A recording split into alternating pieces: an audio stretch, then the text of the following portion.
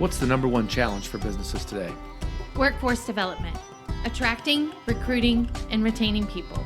And that's why we created this podcast, designed for the frustrated CEO, the under-resourced recruiter, or the overworked manager, to give you the tools to tackle those WTF moments. It's time to open another workforce therapy file. This episode contains information about active aggressor or active shooter situations and may not be suitable for all audiences. Welcome back to the Workforce Therapy Files. Today we're talking to two ex-SWAT team members who've gone from tactical missions and critical response to influencing businesses to be better prepared for the unthinkable moment of an armed aggressor. So today we're going to welcome Eric Culver and Dale Massey from STAT. Welcome, guys. Good morning. Thanks for having us. All right. So I wanted to dive in because we got your names, but I don't really know that our listeners know who you are. So tell us a little bit about your background, your experience, and how you found your way to the SWAT team. My name's Eric Culver. I was born and raised in Louisville, Kentucky. My father is a retired police officer. I started with the Jefferson County Police in 2001 and stuck around through merger for the Louisville Metro Police. About 7 years into the job, I decided I wanted to try the FBI, so I became an FBI agent. Moved out of state, did it for about a year. Wasn't my speed, so I came back. When I came back, I had spent a little bit of time on the SWAT team prior to leaving, but when I came back, I dedicated most of my career to being on the SWAT team. SWAT team stands for Special Weapons and Tactics. It's the tactical unit on the department that's called for critical incidents to be resolved. Actually, our motto, our theme is to save lives. That's the mission. So got real involved with SWAT, stayed on that for about 16 years, ended up retiring after 21 years, and now I'm a business owner. Got a similar story. Got on in 2000 with Louisville Division of Police, like Eric talked about earlier, prior to merger. Merger stayed with the LMPD. Had a bunch of different jobs. I got on the SWAT team a lot later in my career. It was one of my last career goals that I hadn't met yet. So I came on as the assistant commander. I had other jobs where I would plan special events, things of that nature. Retired as the team commander in 2020, what was that, Eric? Almost 30 years ago. So it's been about 3 years. The most fulfilling job I've ever had in my life. The stuff that we were able to do, and Eric kind of didn't mention it, but Eric is the conduit that got us to be a full-time team. What's very important to understand is you have part-time teams across the country and full-time teams. There's about 50 full-time teams. Eric's the reason we have one here, and it makes it a much more professional, much more effective group, if that makes sense. So we did that. We both retired. We were at a school in Mercury, Nevada back in 2016. It's a Department of Energy base, and that's when Eric had the idea, why don't we train people when we retire? Because that lifestyle is very taxing on your body, your family life. You miss birthday parties. I missed one of my daughter's surgeries just because you got to be at work a lot. So we kind of had that idea when we're at the school, hey, he did, let's train people. So what we're doing now is it's a 10-year-old idea that's just coming to fruition in the last 3 or 4 years. Well, congratulations. Thank you. Absolutely. Thank you. And thank you. Yep. One of the things that I am sure that our listeners would like to understand is there's something in your experience that inspired you to do training. There's or to offer services for businesses around the topic of preparing for an armed aggressor. Mm-hmm. Tell us your story that inspired you to do that. I don't know if there's one particular. It's kind of a combination of things, but I got into SWAT because it sounds crazy, but I grew up playing sports, so I like being part of the team atmosphere. SWAT kind of offered that experience to be part of a small unit team that really dedicated and worked and honed their skills and their skill sets. So I really enjoyed that environment. I loved working hard, and I wanted to be the one, like when the bad thing happened, I wanted to get the call.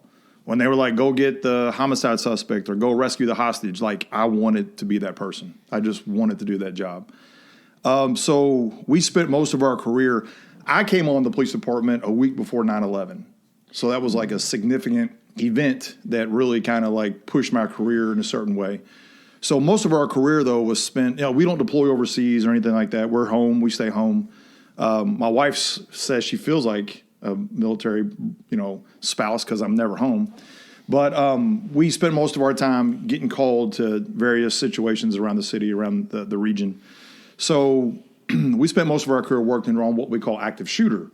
At that time, it was called active shooter. It's now progressed to what we call active aggressor, armed assailant. There's a number of different terms. But we really, really worked on that quite a bit, developing a response to the city for that. And what we came up before we left from the department was we kind of dialed into a program called Rescue Task Force. Rescue Task Force was developed where police, fire, and EMS work in collaboration, responding to scenes. If you think back to the Columbine incident that happened in Colorado, that was in '98. The police responded the way they were trained. They sat outside, they waited, so did the fire and EMS, and they waited for the SWAT team to get there. It took about 45 minutes or so. So people were not being rescued in time. So a program was developed called Rescue Task Force where police, fire, and EMS work together. And kind of going back, if you think about Louisville, Kentucky, you guys remember what happened 10 years prior to Columbine? 1989? No. No. Stand at Gravure. Oh. Yeah, so everybody thinks back to Columbine being kind of the watershed moment in America, which it is. But Louisville, Kentucky, where we are today, had one 10 years prior to that. So nobody ever knew what to do. Nobody had a plan. And then halfway through my career or so, Dale and I were working as part of the SWAT team, and we got called to the Kroger in J-Town. That was in 2018. And in 2018, there was an active shooter that went into the Kroger. What people don't know is that he had actually gone to a church down the street and was going to go in and shoot the church up for various reasons. And then the church ended up closing its doors, closed its service because they had finished for the day. Didn't know what was about to happen, so the active shooter decided to go to Kroger because it was the closest place that had the most access to the easiest amount of people. So he went there. Dale and I responded to that. So I was literally one of the first officers to make entry into that building. And so that experience of itself kind of pushed me into the mindset of, we have all this training. We spent 20-something years working on active aggressor and tactical response and hostage rescue, which is essentially what it is. And the people that are the ones being assaulted or attacked or targeted don't receive any training whatsoever. They get zero. So we decided to build a program, build an industry where we would go out and deliver those services. But we understand it's kind of a taboo topic to talk about. So what we like to do is empower and educate people in a positive way. So that's kind of what started my mindset in that fashion. You said people don't like to talk about it. Do you feel like that's because they just think it won't happen, or do you think what do you think the reasons are there? There's a lot of reasons. First and foremost, people don't want to think about the horrible thing that could happen, obviously. Keep their head in the sand. That'll never happen to me. But like Eric pointed out, Standard Gravere, you had the Kroger shooting. You had Old National Bank. That's just in our town right here, guys. Mm-hmm. I mean, think about it. These events are so underreported now. If you remember back to Columbine, like Eric talked, that was in the news media for weeks, right? Mm-hmm. Now the FSU shooting that was last week gets a couple hours. Yeah. That's it, right? These incidents don't get spotlighted unless there's a theme to them, if that makes sense. So, A, people don't want to think about what the worst thing that could happen is, and B, they're just like, it's not going to happen. We're good, Yeah, kind of like what are the odds? It's a little hard too. Like, everybody likes to do what's easy, right? It's easy just to sit there and do nothing and think, it'll be somebody else's problem. It takes a little bit of effort to put into preparation and planning and training. And so people like to be comfortable. So we put people outside their comfort zone for a little bit. And again, we don't come in and try to scare anybody or try to tell anybody how bad they're doing. But some people are like, they maybe didn't show, they showed some negative side of what we do.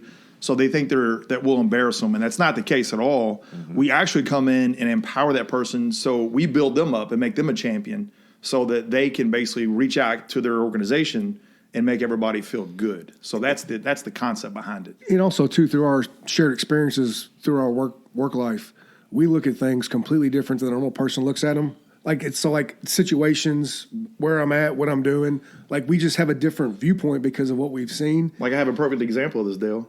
They have our back set into the door right now. I hate it. And both he and I are miserable at this point. Like, I don't like my back to the door. I just live that way. I'm not paranoid. Yeah. But these are things that we always think about. So that's another thing about us, too, is we're about empowering people, right? So our message is not about scare and this is going to bad, that's going to happen.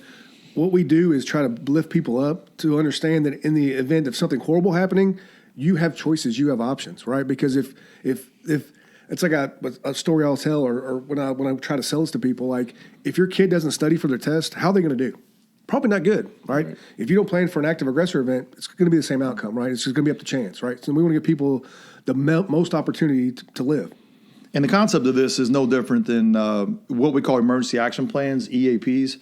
If you're preparing for a fire, or flood, or tornado, then you should also throw in a little bit of active aggressor as well, right? Same concept, same amount of practice. We're not trying to create some crazy different style of doing things. We just fit active aggressor into that same methodology so that it's simple. Mm-hmm.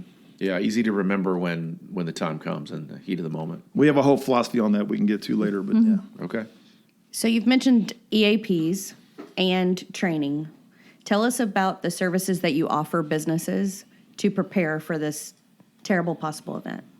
Our first service is we do threat assessments. So we come to a location and physically assess the security procedures, vetting of people, cameras, surveillance, things of that nature. It's a very robust assessment that we do, but we keep it simple. So we're not going to have a 5-page executive summary to make you think we're so smart. We want it to be impactful, actionable information. We partner very closely with the Homeland Security. So we do a lot of work with nonprofits, and they're able to get grant money if they have a threat assessment done at their own cost. So the threat assessment is one of the bigger things that we do. It takes the most time.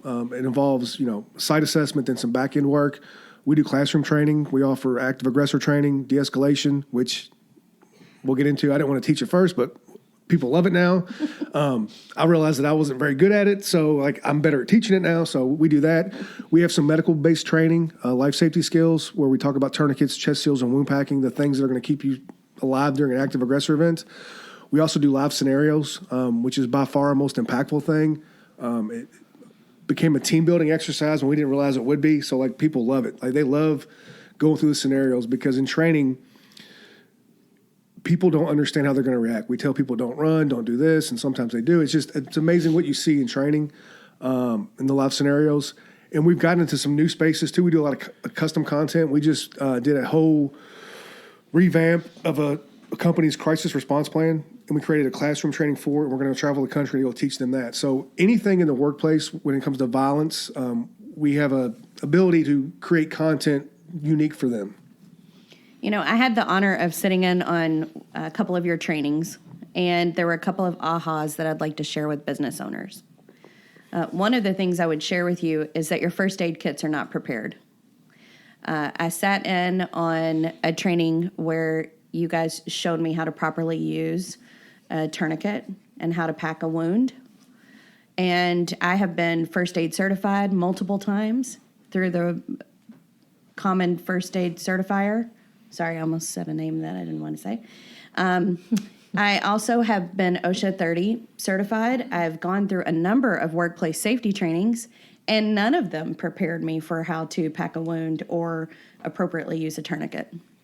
The other thing that I didn't realize are the materials that you guys suggest being in a first aid kit. And so I would definitely encourage the individuals who are listening to take part in one of these sessions for that reason, if nothing else. The preparation that you guys inspire has definitely stayed with me, and it's been 2 years since I sat in it. And it's real simple. Again, it's nothing that's overwhelming. The reason behind that preparation and to have those types of items in your kits. A lot of people have Neosporin, Band-Aids, and bee sting kits, right? Great. And keep a razor. those. There's also a random razor that's in there. There's a reason, Yeah. But AEDs. those are great items to have, but what people lack are the wound packing, the chest seals, or the tourniquets. Based on our training experience, if there's basically 6 arteries in your body, one on each side of your neck, one on each side of your groin, and one on each side of your armpit, right?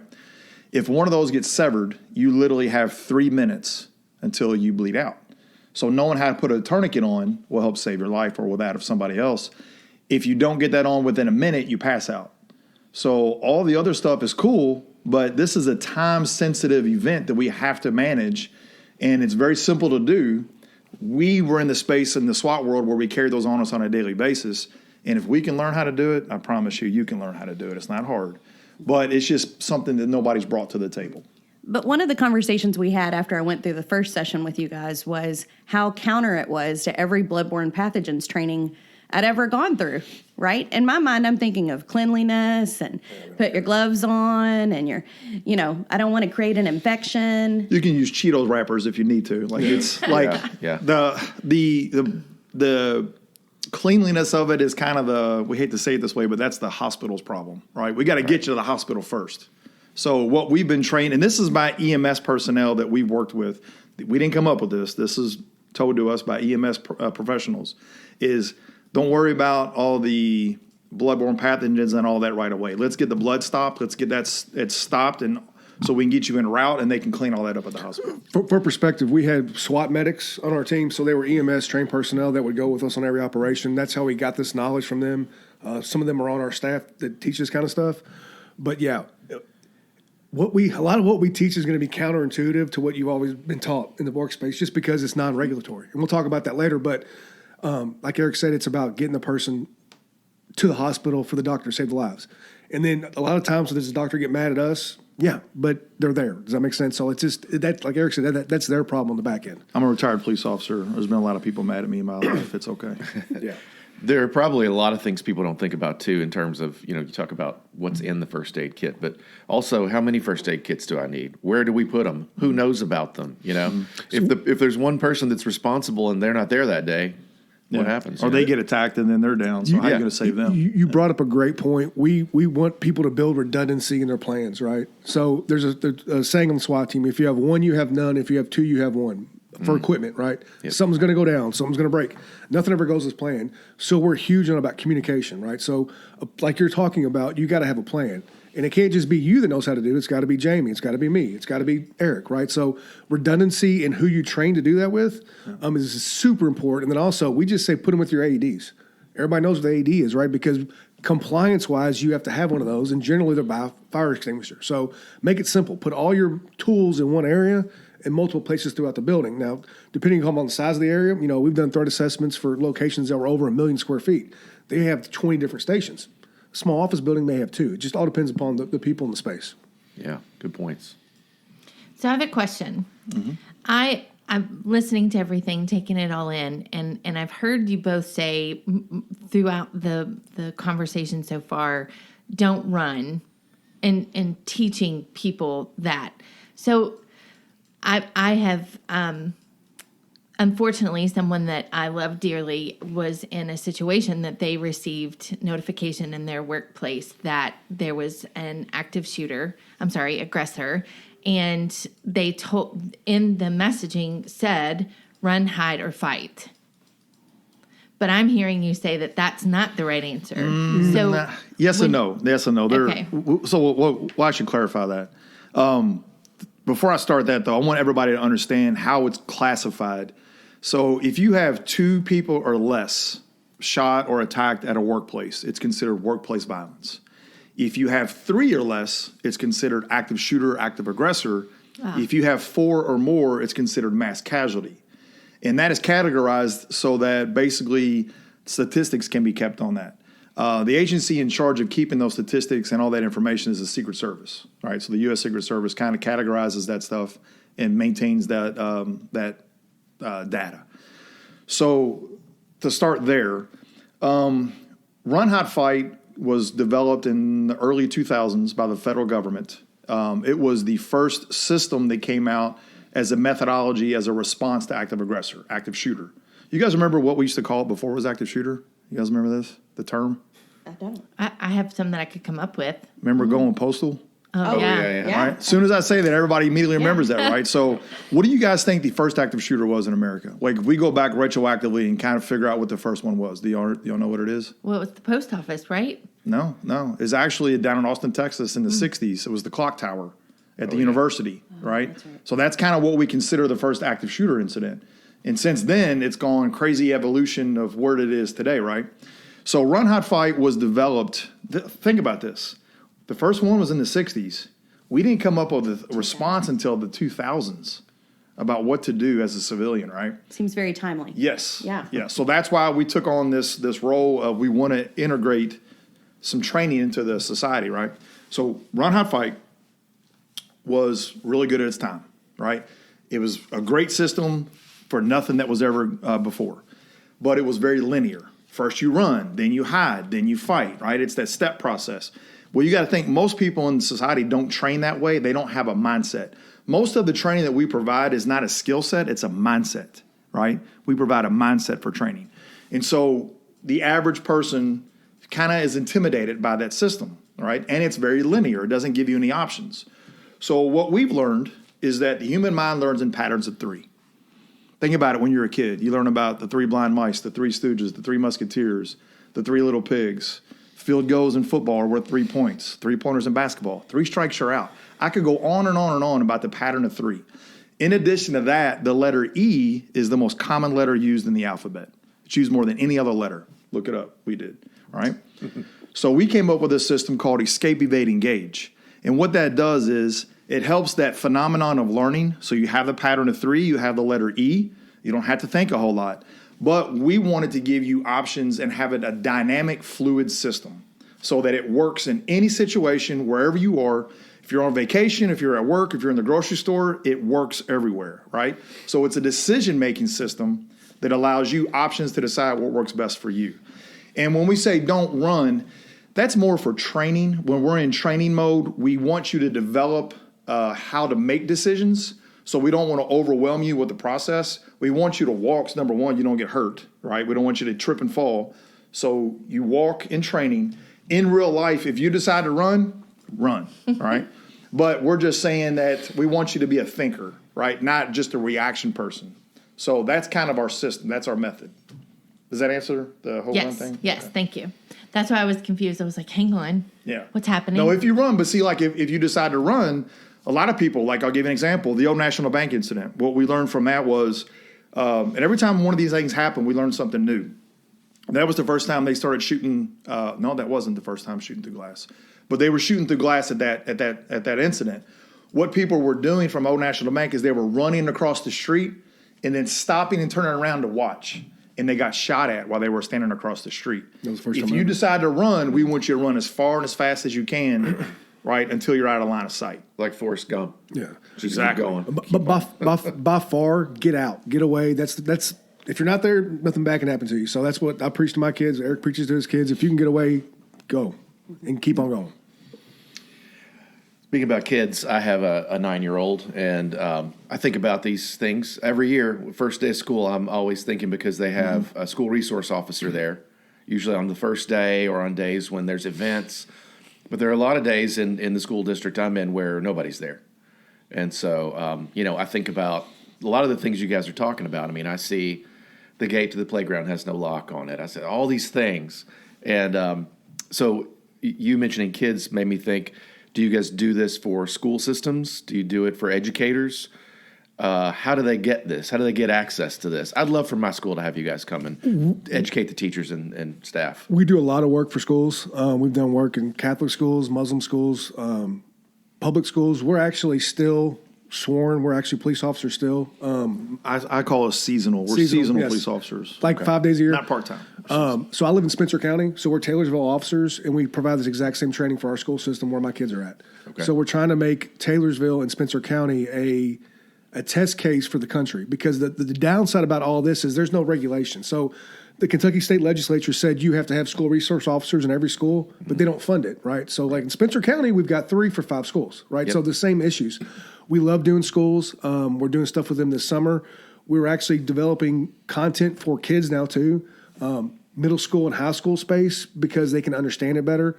But like my kids get it. Like they understand it since they were a little age, and Eric's though too. It's just because of our lifestyles and how we've lived. But schools are hesitant. We've gone to a lot of different school systems. So like JCPS just stood up their own police department. How are they training? What are they doing? So you talk about SROs. Just because you have an SRO, we've had failures after time with them because they're not properly trained. So it's a mindset. It's about having the right kind of educators and actual administration that see the value in this. So again, what we're doing in Spencer County is we're trying to make it a test case to be like, hey, this is our work product. We train the police, fire, EMS, and the school. So it's we're out there. And we want to build layers, right? So you don't want to just say, oh, well, we have an SRO, we're fine, right? Or we have a camera system, we're fine. Or we have a gate and it's locked. You want to build layers of security, right? So we use a system called CPTED, Crime Prevention Through Environmental Design. And so we look at trying to make your facility aesthetically pleasing and welcoming, right? Not scary and fortified, but within that pleasing aesthetic system that you see, there are security measures built in. So it gives you time to make decisions. When things start to happen, you have what we call reactionary gap time. So having the fence, the light, the camera, the police officer, the door lock, the procedures all in place, so you have kind of a fail safe, right? That's what we like, layers. We like layers. And the other thing too, is important is like to mention the layers part is just building that, not community, but a safety culture, right? Because like you can have all the best safety measures in the world, but if you don't have people that are serious about it, like when we did this stuff for Spencer County, they'll put a rock in the door and they go out to recess. Well, guys, guess what? Somebody can just walk right in, right? And your vulnerability levels. And so it's about, the main thing is about building a culture where people buy into it and they understand how important it is, because then they're going to check things. They're going to check, is that locked? Is that shut? Is that, because without the buy-in, the best stuff in the world doesn't matter. And the culture is very important, because I'll give you an example. The whole incident in Uvalde, Texas, right? There's multiple things that happened in that incident for failure, but that was an epic failure across the board. The police department, never been there, never trained them, don't know anybody down there. But based on what I've saw and read, and there's a manual about this thick now with an after-action report. It's on your desk. It didn't go well. Like the police department didn't do basically what they were supposed to do. Mm-hmm. So we want you to have preparation and training, because what if that person coming to save you doesn't know what they're doing, or they've never been trained? The average police officer in America is only trained about 4 hours in active shooter response. That makes me want to throw up. 4 hours in a career, right? So you got to, like Dale said earlier, there is no regulation on this. Mm-hmm. There's no federal standard that says you got to do it this way. Mm-hmm. So we're trying to create a system, right, that becomes a standard for everybody to kind of follow. Something else with businesses. You may have multiple facilities, but you train this facility in this state, but then this facility over here in this state doesn't know what's going on, and then maybe you transfer people. So why not create a system that everybody can kind of follow, right? This is a moment where I give a parcel compliance check. There are some states that are now requiring that you have this type of policy, procedure, and training if you employ a certain number of people. I'll give you a good example. If you're listening from California, you absolutely should research what your requirements are for emergency action plans as it relates to an armed aggressor. It's funny you mentioned that. Two things real quick. So you mentioned that. So we have partners in California. And we contacted them when that law was released. I think it was last summer, and they all rushed and just got whatever kind of BS training they could get just to check that box. Mm-hmm. So we were already out of the market before the market began, because they were in such a rush to actually get the training. So we found that interesting. And then one other thing I'll comment on, like to your point earlier about the school system. 5-6 years ago, when we taught this to civilians, we would tell them the police's job when they first get there and there's gunfire is not to help you. It's to do with the bad guy, right? And people thought we were monsters. So that's why in our training it's so important to understand that first 5 to 10 minutes, you're responsible for yourself. The police that are coming are going to get the bad guy. So that mindset, building that in there and understanding what the capabilities and what law enforcement's priorities are is very key to this. Literally, that's been the biggest thing that's changed in the last 3 to 5 years is people understand that now. Again, before I'd go, we would say that in no class, they would look at us like we were like monsters. But now they're like, oh, of course you're going to go get the bad guy. So understand that first 5 to 10 minutes, you're on your own. Yeah. How often do you recommend people get retrained? I know Jamie and Molly could probably tell us the average tenure of an employee in the United States. It's not long right now. So people change. Yeah, you know? So let's talk about averages again. I told you the average police officer gets about 4 hours of training, depending on the agency. Some agencies get a lot more, some get a lot less. We've been to some places where they get 0. Mm-hmm. You know the average response time of police in America? No. 15 minutes. 15 minutes to get on location, right? Sometimes it's faster, but if you look at the average across America, that's because jurisdiction sizes, personnel, response, all kinds of different things, right? So we want people to at least have at least once a year, right? When you're doing your fire drill, your tornado drill. So think about back when we were kids, right? We did tornado drills and earthquake drills. Kids today in school. The amount of time I Jamie spent under a table doing earthquake drills. Jamie, did you actually do nuclear drills too, or is that before your time? That deal.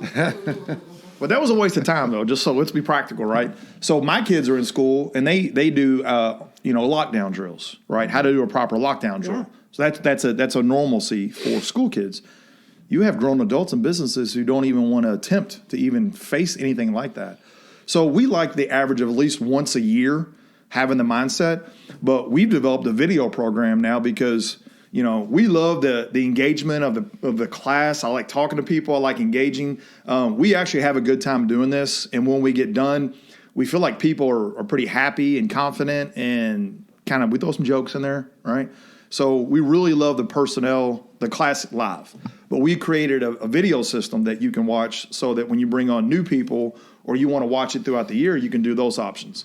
The more you do it, the better you get, but at least one time a year. Like that's just my recommendation. It's all going to depend on your workforce turnover. We do some work with large auto manufacturers, so like they can't show it to every temporary employee they're going to have on the line. Right. So, but yeah, it's a combination, but definitely once a year. And then we have different training mediums. We do, like Eric said, videos. We do webinars. So like any type of training that you want, we can accomplish it just by growing over the course of time and how we deliver our content. Because at first we're never going to do videos because that's not impactful. But when you have enough clients ask you for the videos, you kind of got to say to yourself as a business owner, do I just cut that revenue stream off? No, we don't. So we did the videos. There's a lot of stuff we said we weren't going to do that we've done because people want it. And at the end of the day, it's making people safer. Like I mentioned earlier, de-escalation. I was like, Eric, we can't teach de-escalation because in an active aggressor, you can't de-escalate them, right? They're trying to kill as many people as possible. But by far, that's kind of been one of my most, favorite things to teach because I get to talk about myself and how bad I've been at it. Because think about it, as a police officer, what are you doing? You're de-escalating 95% of the time. As a young officer, you show up and try to fix a problem. That doesn't go over well, right? You just let them talk it out, and usually it does. So we learn a lot of stuff over the time. So our content is driven by what our clients are requesting. And one of the things we've seen, too, I won't mention a name of a local organization, huge, national organization.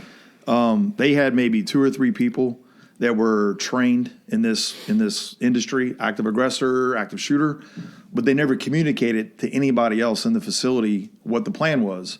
So they had a false alarm, right, happen. It occurred. Communication broke down immediately. And then next thing you know, that business is shut down for at least, a day or two? Lost millions of dollars worth of production all off of false communication, something that could have been communicated and trained out to everybody very simply, but they relied on 2 or 3 people. And you can't do it we have this saying in our teaching, you're never going to rise to the occasion, you're going to fall to your level of training, right? So you think you're going to rise to the occasion one day and be this big success story, but most of the time you fall to your level of training. And if you have the initial training, you're always going to be solid. And to just touch on that too, the most important thing about any of this is communication, right? So being HR professionals, a lot of times we'll do some HR training with people and they're like, so if you fire Eric, do you tell everybody else at the plant? No, we don't do that. Well, why not? Because then Eric may come up the next day, hey, I don't have my key card, let me in. What if he wants to do something? So we have to rethink how we communicate with people, and that's big in building that culture, right? So everyone's got to know the plan. We can't be information holders because we're so important. We're up top. We're here, right? Everyone's got to know the plan or it's not going to work. You know what I'm saying? So it's a matter of communication and then just being that culture. So to that point, we unfortunately sometimes have to tell people that they didn't get the job or we have to rescind the job offer. And I have one experience this year. So we're a third-party agency. So we don't do temporaries, but the people that we place are day one of employment theirs, the companies, right? In this situation, just this year, just a couple of months ago, there was an individual that we had to rescind the job offer because of their background check. And it was not a good experience. It was the individual reacted with a lot of emotion, rightfully so to a point, right? But so much in the text communication and email communication was a little scary, especially the closer it got to Monday. Mm-hmm. And so much so that the owner of the organization decided to have an escort for the individuals to walk into the building because they were afraid. And in our community of Louisville, it's definitely something that's top of mind because of what happened at Old National, especially if you're downtown. And what could we do in a situation to help our team, my team, and the companies that we're working with?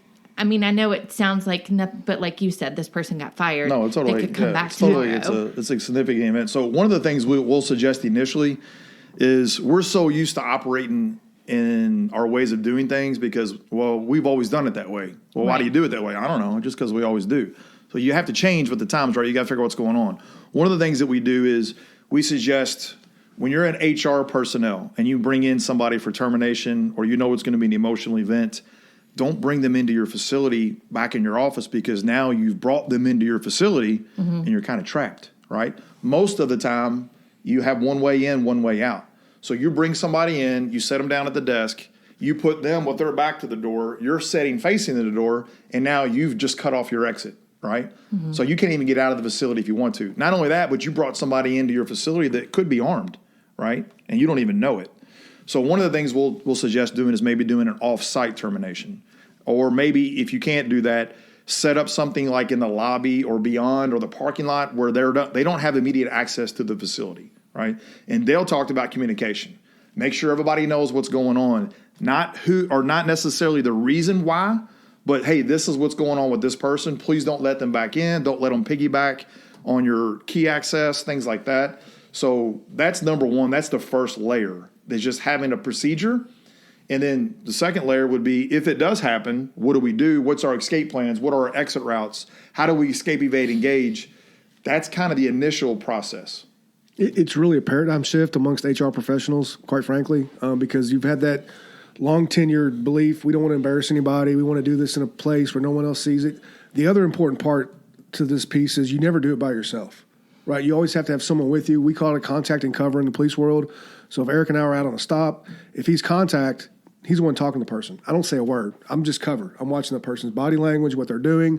So always have someone else with you and just change that mindset of like, oh, this has got to be locked off in a room by myself with them, not to embarrass them, because safety is more important than that right now. So we understand that. So just a mind shift with HR professionals, really. Yeah. That's crazy because the last two terminations that I was a part of, I'm thinking through in my mind how that was set up, and the individual that we were terminating was the one closest to the door, and I didn't even even register. And it's okay to leave. Like, you don't have to sit there. If it gets threatening or you feel uncomfortable, who has the authority to call 911? Yeah, right. Anybody. Yeah. You don't have to have a supervisor tell you when it's okay to call 911. You can call. So, true story. In 25 years, I have had my car keyed. I have been spit on. I've had safety glasses thrown at me. I've been through 3 bomb threats. I don't believe it. I'm two shocked. fist fights. 2 fist fights. Did you win? I wasn't the one that was fighting.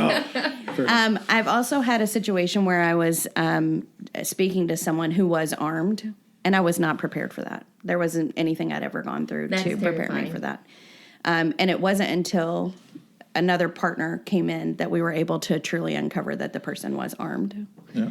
I'm sharing this because when you think about these stories and you think about the possible likelihood, I have not had anywhere that I've ever worked that didn't have something happen that was an indicator that this could go sideways. So over the years, a couple of things, and I'm sharing this for my HR friends, that I've started to add to my procedures have included things like, don't just have somebody in the room with you, have somebody out of the room for you that you have a way to contact. There was one company I worked in that we had panic buttons that went both to our central security but also to local authorities. We also made friends with our local authorities, so they understood the layout of our buildings. They understood who individuals were in our offices to make sure that we had some contacts that we could call if we needed it. If we were in a situation where we were planning a termination, having somebody that is an off-duty police officer or someone of that nature, either in your parking lot, in your lobby, in your space, in some way, shape, or form, has been a way that we've added some additional security to the situation. And then one of the things I would also share is being really careful about how individuals obtain their personal effects. So if they've got stuff in their locker, if they've got stuff in their car, if they've got things like that, there are a lot of ways to work that out through either couriers or cabs or We've had situations where I've offered to go and get things for somebody from their desk rather than sending them back into the office, because I've seen any number of things where people don't necessarily have the instincts for trying to keep it as minimized in terms of exposure as possible. Yeah, I'll say this too, Molly, to your point. So at least you're doing background checks. We work with companies who don't do them at all now because they're having that hard of a time getting a workforce, right? So what have we seen since COVID? Have we seen more workers or less workers? Right. A lot less, right? So the workforce, the quality maybe not be what it was 10, 15 years ago. So we've got companies we work with that do not do background checks at all. Wow. And we want you guys to have, and so this conversation is getting people to have a little bit of preparation. You don't want to be the first time you think about this is to be in that moment, right? Nothing's going to be perfect. It's not going to be great.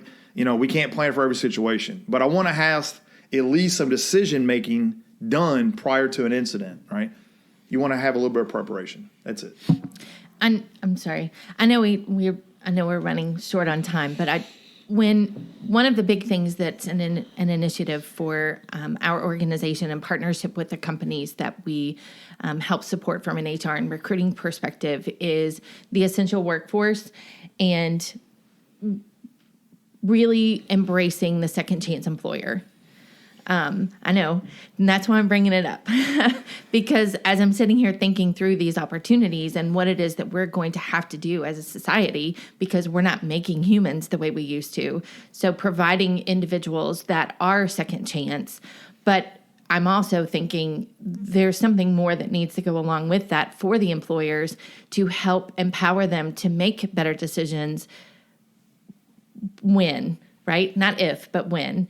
And I don't, this probably sounds like I'm judging and I'm creating a demographic of humans to be more cautious of than others. But I think it's also about helping proactive mindset in all, because the more information we know, we're no longer ignorant about what it is that we should be doing, as opposed to, holy cow, we're in a situation and I don't have a clue what to do.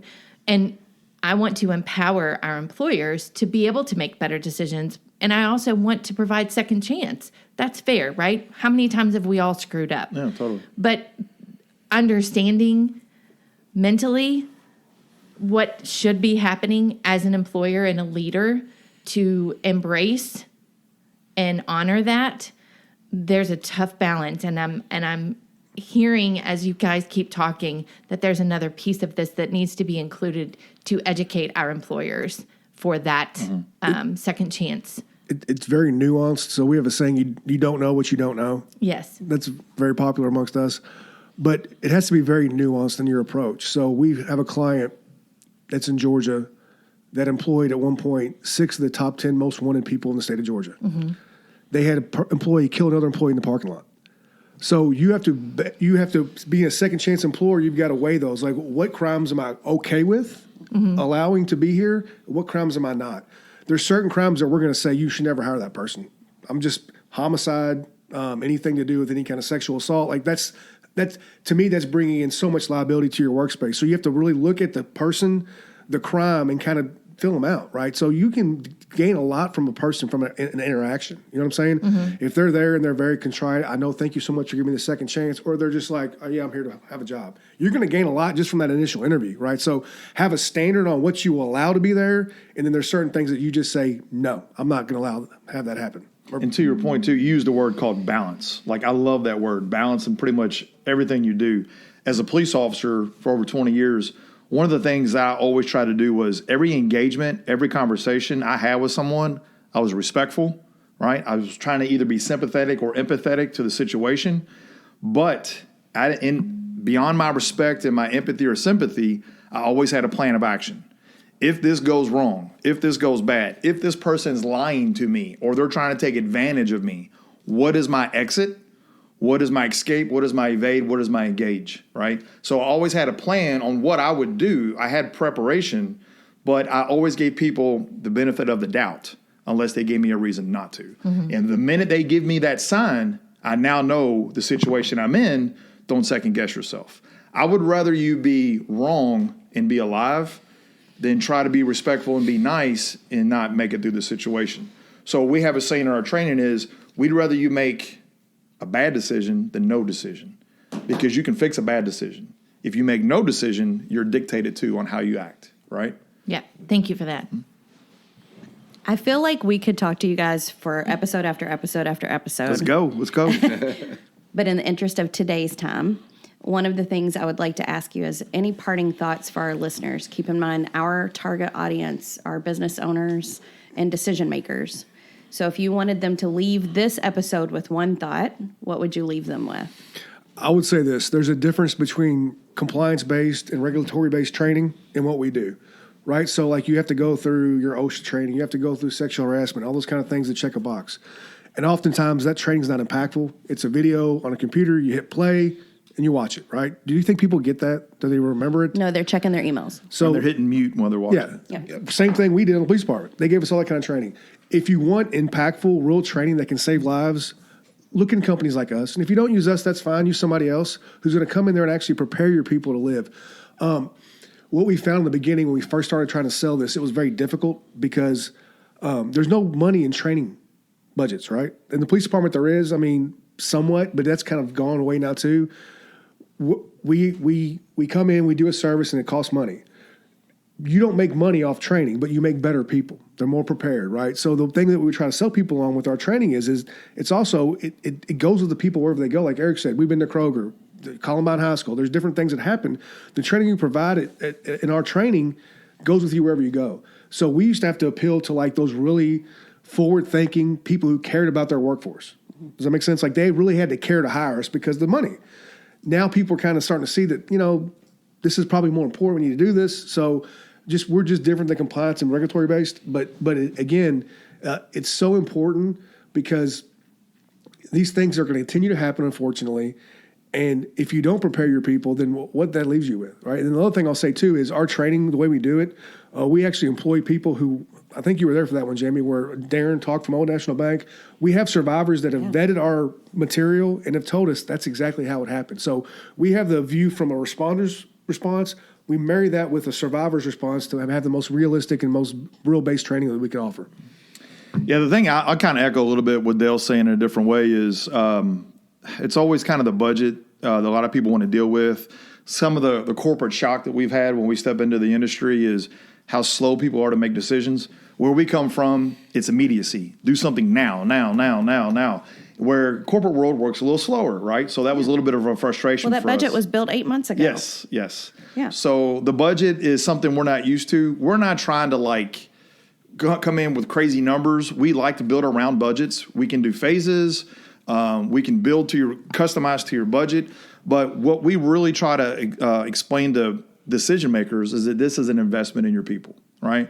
You can get a healthcare benefits, or you can get a membership to a gym, or you can get, bonuses for your, monthly coffee club, right? When you invest in your people, I don't know. Does that not exist? I'm a policeman. I don't know what. Nobody gets a monthly. We get donuts. That's what I was. We get donuts. I don't eat donuts. All right. But what I really want them to understand is when you invest in your people, right? You're showing them that you care. You're giving them a skill set that now they can share with their family and their friends, and they can use it anywhere they go. So we really do this not for the money side of it or to become rich doing this. Like, I'm retired. I'm on a pension. I'm happy the rest of my life. I do this because I love it. I do this because I want people to enjoy it and actually know that they can do something and not just be a victim.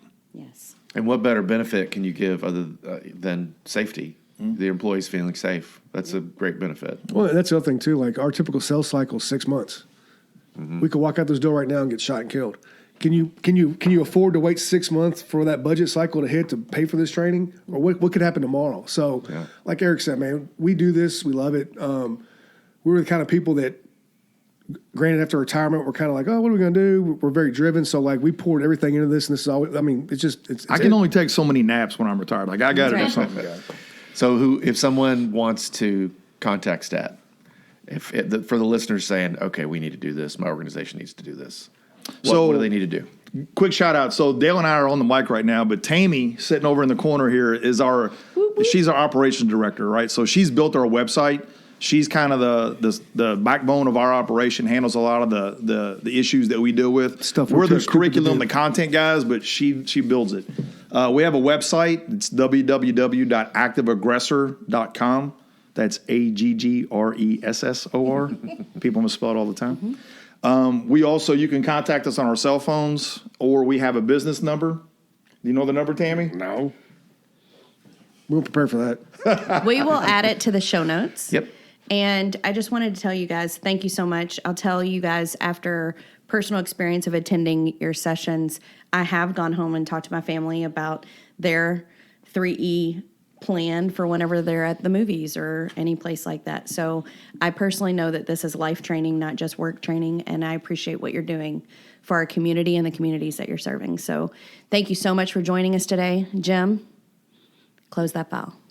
Last year, the Workforce Therapy Files team joined the exhibitors at the KYSHRM Conference and recorded several mini episodes to kick off our second season. For season 3, we're going to do the same thing. And this year, Molly and I will be attempting to dethrone Jason because all we've heard for the last year is how he interviewed the most people. So join us August 26th through the 28th at the Central Bank Center in Lexington, Kentucky. Come to booth 113 and ask for Jamie. Or Jason. Thanks for listening to the Workforce Therapy Files. We hope you learned something new, and we're thankful for the time that you spent with us today. If there's a topic you'd like us to discuss, reach out to us. Our contact information is listed in the show notes. Until next time, keep your head up.